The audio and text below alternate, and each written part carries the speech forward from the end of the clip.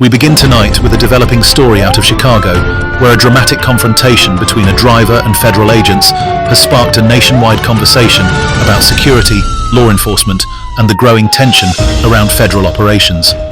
According to the Department of Homeland Security, the incident unfolded earlier today when an armed driver rammed a vehicle into a car occupied by federal agents. Officials say the agents were conducting routine operations in the area when their vehicle became boxed in by several other cars. Witnesses report that moments later, one of the vehicles, a dark sedan, accelerated toward the agents, colliding with the front of their SUV. The agents immediately exited their vehicle, drawing defensive positions as lights from nearby cars flashed and bystanders began recording on their phones. Authorities say the driver appeared to be armed, prompting what DHS is calling a defensive response to an active threat. Shots were fired, and chaos erupted briefly on the street before the driver sped away from the scene. The suspect, identified only as a woman in her 30s, later drove herself to a nearby hospital where she was taken into custody by federal law enforcement.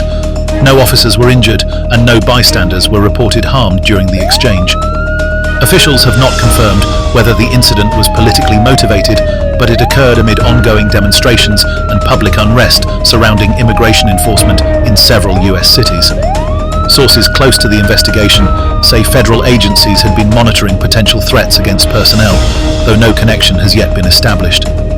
In a statement released this afternoon, a spokesperson for the Department of Homeland Security said, quote, "Our agents acted appropriately to protect themselves when confronted with an armed individual who used her vehicle as a weapon." End quote.